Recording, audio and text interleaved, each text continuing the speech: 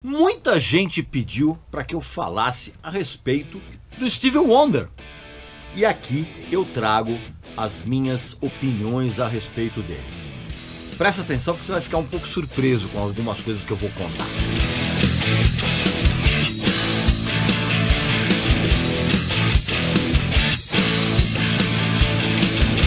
Meu amigo e minha amiga, nós vamos dar uma pausa nesse papo, porque eu tenho uma conversa muito séria. É uma oferta espetacular e exclusivíssima aqui do nosso canal. Trata-se de um dos mais luxuosos box de livros de todos os tempos. Chama-se Paul McCartney, As Letras. É um box luxuosíssimo, reunindo as 154 letras mais importantes da carreira do Paul McCartney, tanto do período dele com os Beatles, como na sua carreira solo. E tudo organizado e comentado minuciosamente pelo próprio Paul McCartney. São mais de 1000 páginas distribuídas em 2 livros espetaculares, em papel especial, todo colorido, em capa dura, e, além disso, traz mais de 600 imagens e documentos, a maioria deles inéditos, do acervo pessoal do Paul McCartney, escolhido por ele mesmo. Qual é o grande lance aqui do nosso canal? Você clicando aqui embaixo ou no QR Code que você está vendo aqui na tela, você vai ter o nosso tradicional desconto, que você já sabe muito bem como funciona, né? Você vai preencher o cupom de desconto com o Regis Tadeu Indica e na hora de finalizar a compra você vai ter esse desconto. Mas tem um detalhe muito importante. Esse livro, que será lançado mundialmente, dia 2 de novembro, não é à toa que é o meu aniversário, esse livro ele já está em pré-venda. Só que, se você adquirir esse livro até o dia 30 de junho, aqui no nosso canal, você vai obter exatamente o desconto que a gente sempre dá e vai receber uma edição numerada, que vai se tornar ainda mais exclusiva. Então, você não pode perder essa oportunidade, porque é uma obra magnífica. Então, não esqueça, até dia 30 de junho, você tem um preço especial, né, da própria editora, mais o nosso desconto e a edição numerada, exclusivíssima para você. Então, você não pode perder essa oportunidade, porque é uma das obras mais incríveis de todos os tempos. Meu amigo e minha amiga, muita gente escreve para mim, fazendo os pedidos mais malucos e alguns muito interessantes, para que eu emita as minhas opiniões. E o Stevie Wonder, ultimamente, foi um dos campeões de pedidos. Então, por isso que eu resolvi fazer esse vídeo aqui. Claro que antes você vai fazer a sua inscrição aqui no canal, que você já sabe muito bem como faz. Vai visitar a nossa novíssima loja, que tem uns produtos maravilhosos, tem umas camisetas incríveis como essa aqui, ó. Tá vendo? Você sabe, clássico, né? Clássico. E eu quero começar esse vídeo deixando muito claro que a discografia do Stevie Wonder, ela é lotada de discos simplesmente sensacionais, né? Eu vou mostrar alguns aqui ao longo desse vídeo aqui. E eu digo com toda certeza, cara, é uma discografia que não faz feio diante da discografia dos Beatles, por exemplo. Só para fazer um tipo de... Só para você ter uma ideia da excelência disso. Porque o Stevie Wonder, junto com o James Brown, Ray Charles, Marvin Gaye e o Sly Stone, junto com essa turma, o Stevie Wonder, aliás, belíssima turma, né? Junto com esse pessoal, o Stevie Wonder, ele levou a black music para uns patamares, cara, inimagináveis na época. A ele você pode dar, imputar o termo gênio para o Stevie Wonder, assim como para o Ray Charles, porque ambos desenvolveram, a partir da cegueira, uma sensibilidade diferenciada não só nos outros sentidos, mas principalmente no sentido musical. Aliás, por falar nos dois, assim, tem uma história muito legal. Em 1962, o pequeno Stevie Wonder, né, ele era chamado de Little Steve. Já vou contar essa história. Vou toda uma outra história agora para vocês. Com 12 anos, o Little Steve Wonder, ele tinha gravado, com 12 anos de idade, ele tinha gravado um disco, o segundo disco da carreira dele. Olha que coisa incrível. Chamado Tribute to Uncle Ray. Foi só nessa época que ele gravou esse disco que contaram pro garoto que o Ray Charles era cego como ele. E inclusive também tem uma série de histórias contando por que o Stevie Wonder ficou... A verdade, por que ele ficou cego. Cara, na verdade, o Stevie Wonder, ele ficou cego nos primeiros minutos de vida. Porque na hora que colocaram ele na incubadora, alguém colocou oxigênio em excesso. E isso causou a cegueira no garoto, cara. Essa é a verdade. Então, logo depois que ele gravou esse disco, quando eles se encontraram, né? Menino, Little Steve e o Ray Charles, eles se encontraram nos camarins de um show que o Ray estava fazendo. E o garoto, né? Ele deu o disco que ele tinha feito pro Ray Charles, né? E o Ray Charles elogiou o garoto, dizendo que já tinha ouvido, que tinha adorado o disco. E o Ray Charles deu um abraço muito forte, muito caloroso no garoto, né? E o batera da banda do Ray Charles deu um par de baquetas pro Stevie Wonder. E sabe o que é engraçado, cara? O Stevie Wonder ainda tem esse par de baquetas. E ele fala, cara, que é talvez o grande momento da vida dele. Foi quando ele encontrou o Ray Charles. Legal, né?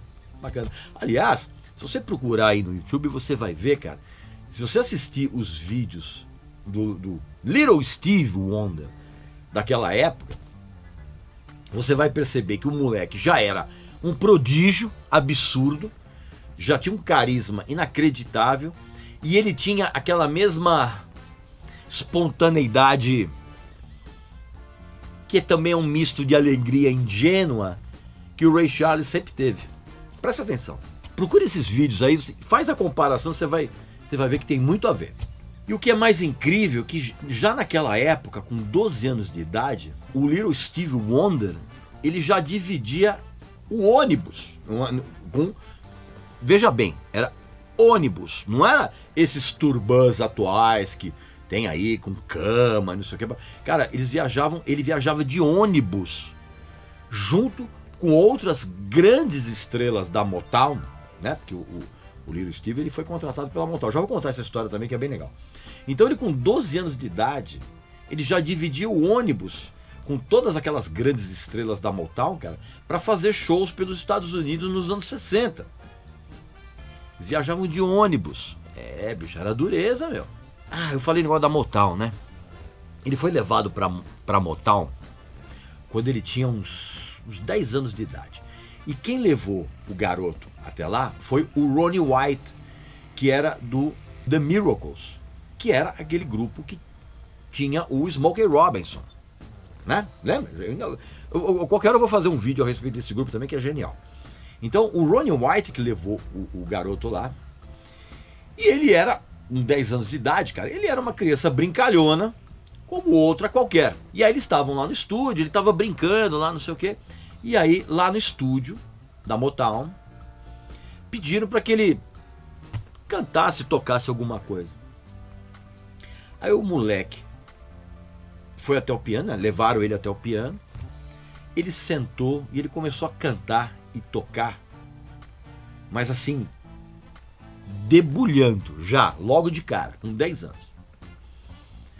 E aí, ele chegou e falou, eu queria tocar uns outros, posso tocar um órgão? Aí os caras, claro, né? Aí tinha um órgão ali, cara, o menino foi lá, cara, debulhou. O cara sentou na bateria, ele estraçalhou. literalmente. Assim, todo mundo que estava presente no estúdio ficou assim de queixo caído. O Berry Gordy, que estava na ocasião vendo, cara, ele não acreditava no que ele estava vendo. Tanto que, inclusive, quando o garoto parou de tocar nos instrumentos, ele falou, cara, tá contratado. Eu não sei o que você... Eu nem sei o que você vai fazer aqui, mas você já está contratado. E durante os anos 60, o Stevie Wonder, Little Stevie Wonder, ele emplacou um sucesso atrás do outro nas paradas americanas. No tempo em que a parada americana era um negócio sério, não essa patuscada que existe hoje. E esse sucesso aconteceu tanto em compactos quanto em LPs excelentes. Por exemplo, ó, esse aqui, ó, o I Was Made to Love Her. Olha aqui, ó, edição original de 1967, tá? Aí teve esse aqui, ó, o For Ons in My Life, que essa aqui é uma edição americana de 68, tá? Olha só, o Steve Wonder aqui, genial. E tem esse aqui que é um dos meus favoritos, cara, que é o Signed, Sealed and Delivered, de 1970, esse disco aqui, tá? 3 discos geniais. A partir de 71, que ele começou a ter uma independência artística. Ele exigiu isso, uma independência artística, quando ele lançou esse disco aqui, ó. Vou mostrar aqui para vocês. Autoproduzido, que é o Where I'm Coming From, de 1971. Esse disco ele foi composto inteiramente pelo Stevie Wonder e pela mulher dele na época, que também era uma cantora muito boa, chamada Silvetta Wright. E eu tô atrás desse disco na edição americana original, porque ela é vazada. E assim, nas raríssimas vezes que eu encontrei esse disco, cara, o LP estava em mau estado. Eu ainda vou encontrar esse LP original com a capa vazada em ótimo estado, mas isso é outra história. Curiosamente, aliás, não é curiosamente, né? Esse disco ele foi lançado exatamente na mesma época em que surgiram o What's Going On, né, do Marvin Gaye, o There's a Riot Going On, do Sly and the Family Stone, ok? E também quando surgiram artistas que tinham um engajamento muito forte na luta contra o racismo, assim como aconteceu com esse disco do Marvin Gaye e o There's a Riot Going On do Sly and the Family Stone. Surgiram artistas, por exemplo, como Curtis Mayfield, né, que tinha lançado esse disco de estreia que é sensacional, que é o Curtis. Então são discos que têm uma temática libertária muito grande. E o Stevie Wonder, ele se sentiu muito influenciado por isso quando ele gravou o Where I'm Coming From. Então, quando o Stevie Wonder fez esse disco, cara, ele renegociou o contrato dele com a Motown, que inclusive lhe deu um adiantamento financeiro muito grande, e também deu a ele, cara, um controle sobre a obra dele futura sem precedentes para os padrões da época. Claro que tudo muito bem orientado por advogados experientes, claro, né? E essa independência, ela aconteceu 10 anos depois dele ter assinado aquele primeiro contrato, ainda como uma criança prodígio, né? Cega, com a Motown, né? Como Little Stevie Wonder, né? E ali, na frente do poderosíssimo chefão da Motown, que era o Berry Gordy. É curioso que nessa época em que ele obteve essa liberdade artística, ele chegou até mesmo a pensar em tirar o Wonder do sobrenome artístico. Mas aí ele percebeu o quê, cara? Que isso já estava tão enraizado na identidade dele que ele acabou meio que desistindo dessa coisa de tirar o Wonder da... E fez muito bem. E foi também nessa época em que ele adquiriu essa liberdade que ele passou a ser um viciado em equipamentos novos. Você achou que eu ia falar outra coisa, né? Não. Ele ficou simplesmente viciado em tecnologia.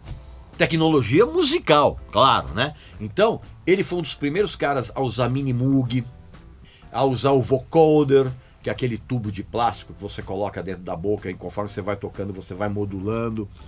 E uma série de outros protótipos de sintetizadores que ele usou depois numa trilogia absolutamente impecável. 3 dos discos mais incríveis lançados praticamente em sequência, que é o Music of My Mind, de 72, o Talking Book, que é de 72 também, e o Inner Visions, que é de 73. Que esse aqui, inclusive, é o meu disco favorito do Stevie Wonder. Mas esses 3 discos aqui são sublimes. E são discos que mostram muito claramente que o estúdio tinha se transformado numa...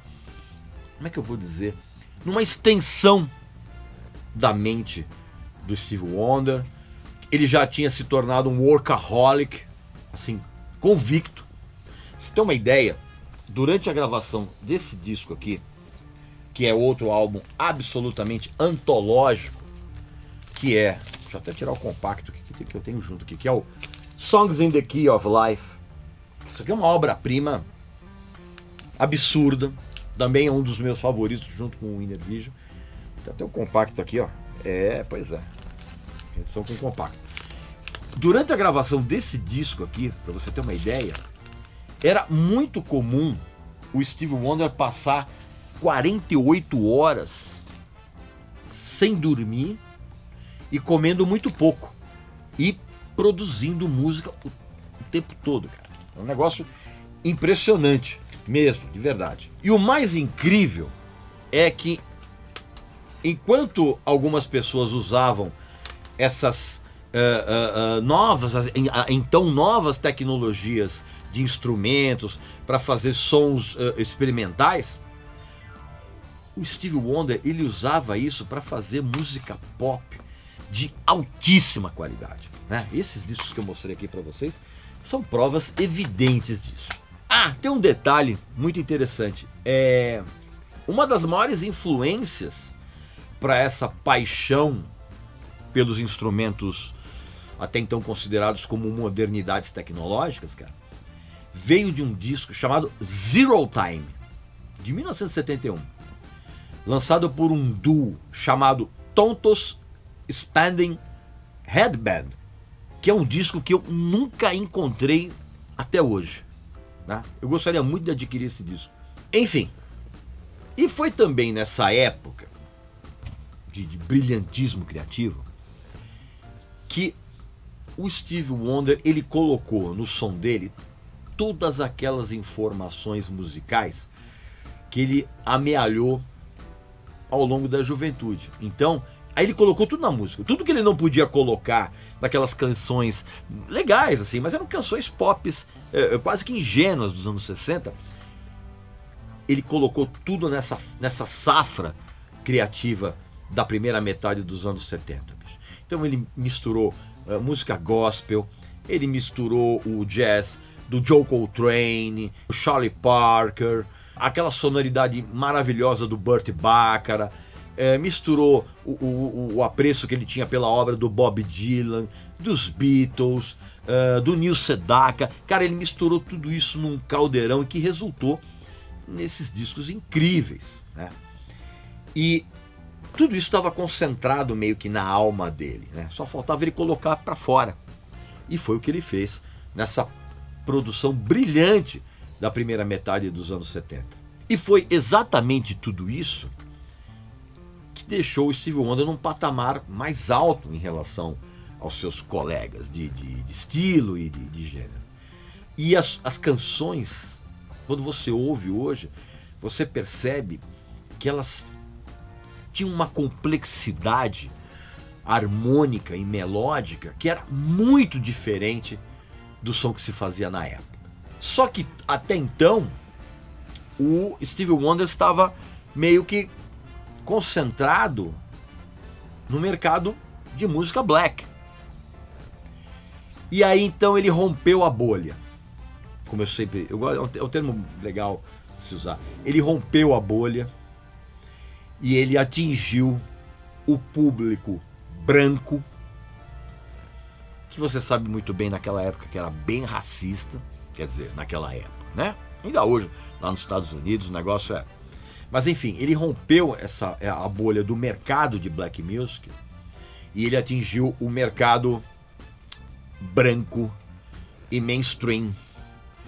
Quando os Rolling Stones, que já chapavam com o som dele, os Rolling Stones convidaram o Stevie Wonder para ser a atração de abertura da turnê americana de 1972. E aí ele realmente atingiu um público branco, né? Que ficou absolutamente incrédulo com o talento dele.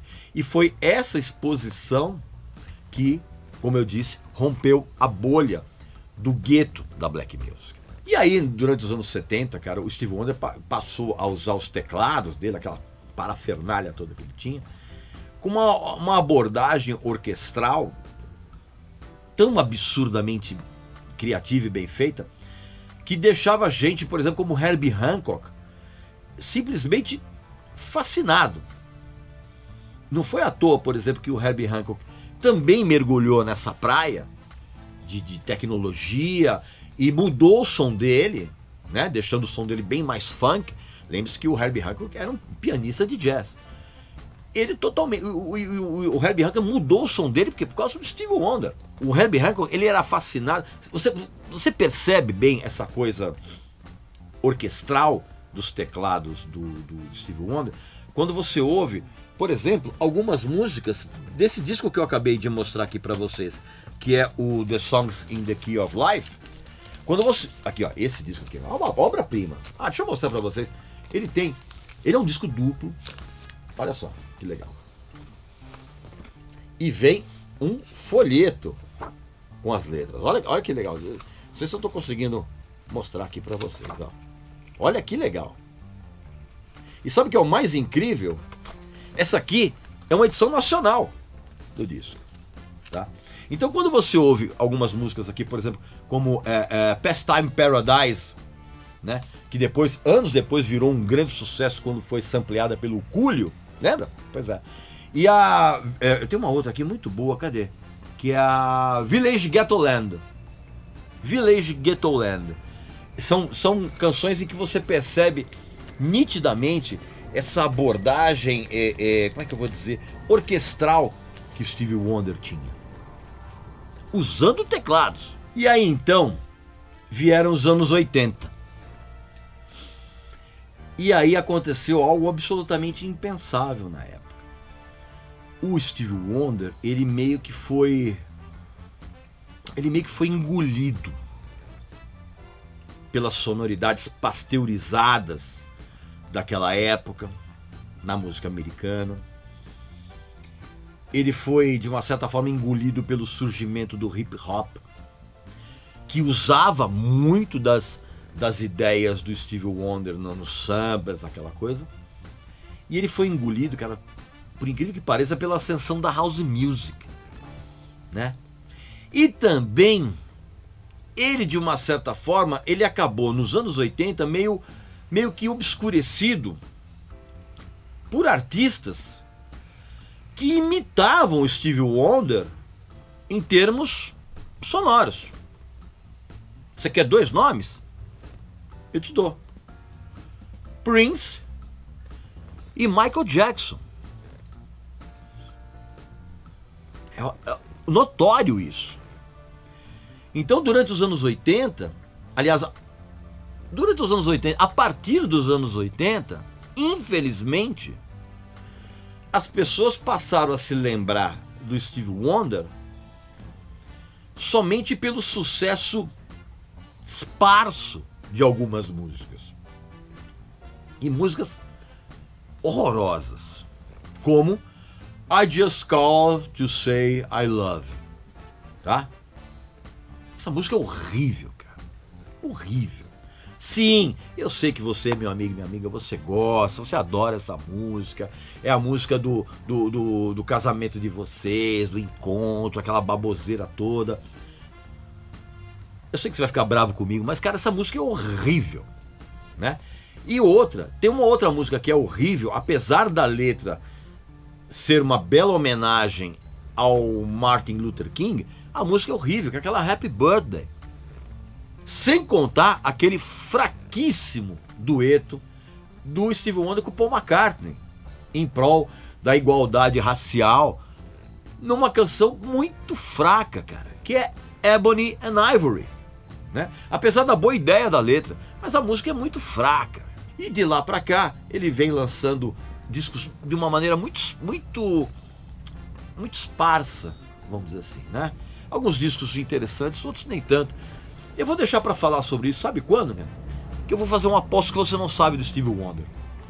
Eu vou preparar, e aí eu vou contar umas histórias muito legais a respeito do Stevie Wonder, de cada um dos discos dele, de umas histórias em que ele se meteu, foi preso, era viciado em sexo. Eu vou contar umas histórias muito legais, eu vou guardar tudo isso para um episódio do Aposto que você não sabe, tá bom? Hoje você teve aqui a minha opinião a respeito desse cara, que para mim é um gênio, tá bom?